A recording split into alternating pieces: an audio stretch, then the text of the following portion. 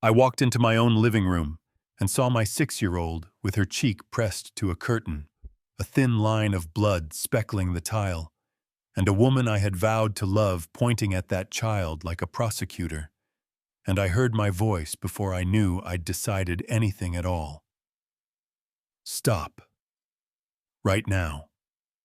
I'm Jonathan Miller, and if you've ever told yourself you were building a family, while you were really just building a schedule, you already know me. You know how easy it is to miss the small signs, the way a kid apologizes to the room for breathing, the way a house gets quiet for the wrong reasons. Sophia is my daughter, 6 at the time, pink dress, brave face, a white teddy bear that had seen more tears than soap. Her mother died when she was 2, and grief does weird math with time. It takes big chunks of you and tells you money can float what's left. So I worked, I traveled, and then I remarried. Victoria smiled in public, said my sweet little girl in front of people. And when I wasn't home, the smile turned into something sharp, something that could cut a child for breaking a glass. That afternoon, Sophia tried to help, small hands still wet from the sink. The glass slipped. The floor glittered like a trap. One shard kissed her foot, and she said, "I'm sorry, I didn't mean to." Like remorse could glue a thing back together, you know what I mean? And Victoria came down the stairs in a red dress that said power, even if her heart didn't.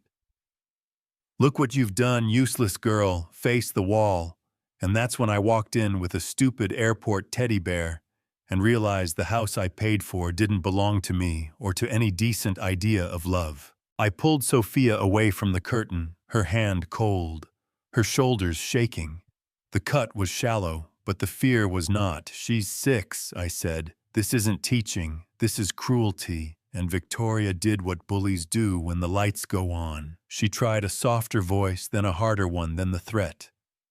"You'll regret this, and I wish I could tell you I had a perfect plan right away, but here's the truth. I called our doctor. He said she needed rest and safety." Our neighbor Eleanor showed up with cookies and a tremble in her voice and said she had seen things kneeling on the porch in the cold for spilling water. Yeah, that happened. And I filed for divorce the next morning. Fast, clean, final or so, I thought. The twist didn't wait long. A folded note appeared on Sophia's desk, like a snake that shed paper instead of skin, the window latch slightly open, words in block letters: "Don't lose the girl, or you will regret it." And if you've ever stood in a child's room and felt the air change, you know the way anger and terror take turns breathing for you that night. I called Detective Maria Santos from Child Protection and Criminal Investigation, calm eyes, clear voice. A person who carries order into rooms that remember chaos, her partner. Officer Kyle Bennett checked the window, new latch already tampered with gloved fingerprints, like whispers on metal. "They know this house," he said, and Maria spread a notepad on my kitchen island, like a general mapping high ground.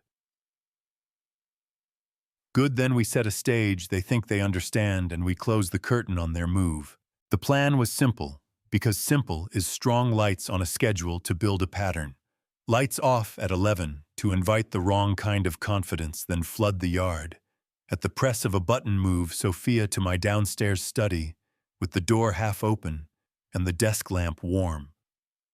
Keep the upstairs hallway lit so the picture stayed familiar. Kyle hit a silent alarm switch under the chair rail, and cameras in a planter, and the back porch. We rehearsed a code phrase for Sophia. Lights on, then we breathe together and count to 10. No heroics, no loud bravery, just presence, just rhythm and steady numbers. With your dad can be a bridge across a storm. The people on the other side of this weren't ghosts. Victoria had found muscle in a man named Richard and a planner named Melissa, a cheap knife and a clever map, a warehouse exit, and a car we later learned was stolen, and they timed it for 11, because criminals read patterns the way lazy men read headlines. They skim and assume they don't notice the footnotes that catch fire. I made a show of leaving keys, loud engine. Louder pulled out the gate, looped the block, parked in the alley, with Kyle slipped in through the side door, sat beside my daughter, hand on her shoulder.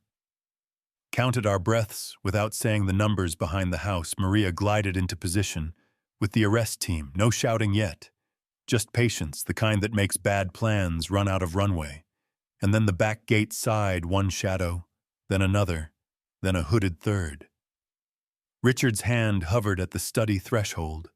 3 fingers, 2, 1, and I pressed my thumb under the rail and said softly, "Lights on the yard."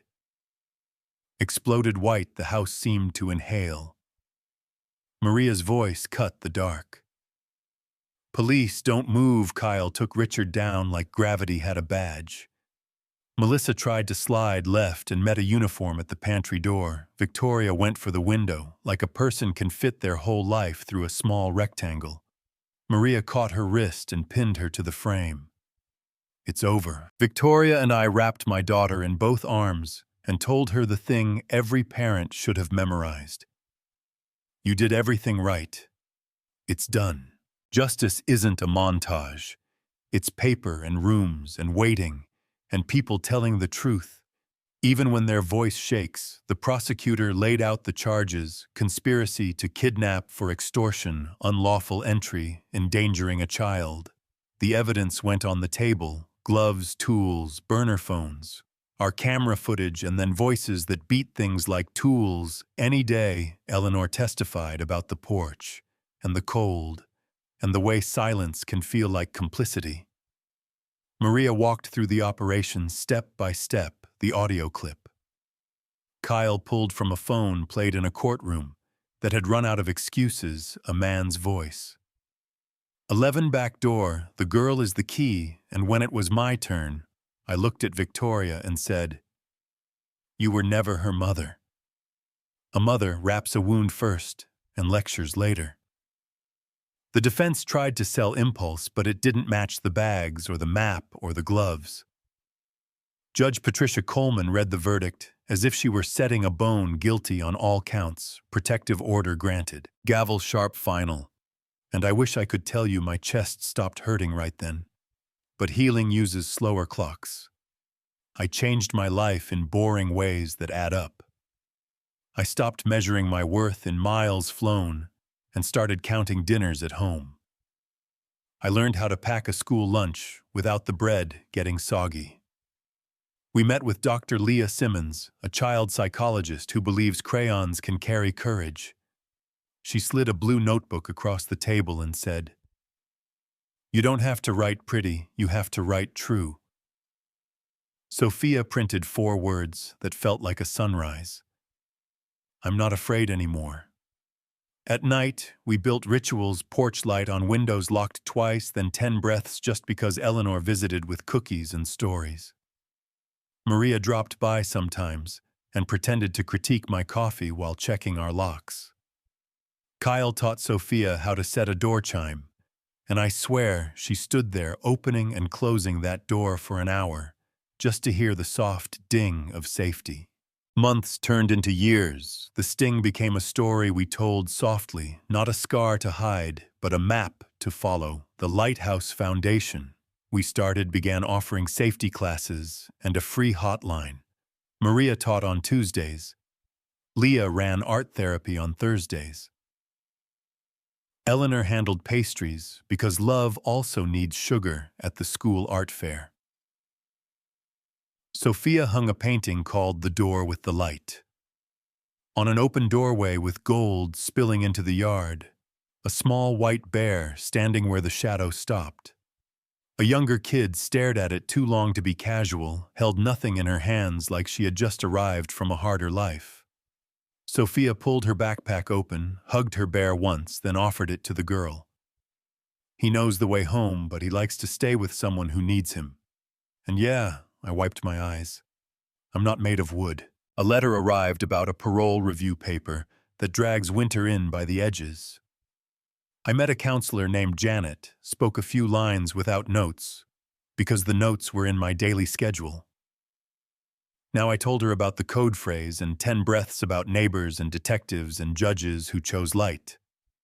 I said, "Our house keeps its lights on. If fear comes back, We know where the switch is, and walking out into the cold, I realized the story had given us something harder and kinder than revenge. It had given us maintenance, daily choices that say who we are.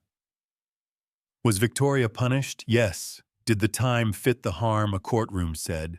So, but punishment didn't build our home presence, did discipline with love, did the kind of attention that hears a small voice ask, should I be quiet, or should I tell you so you can fix it, and answers, tell me every time.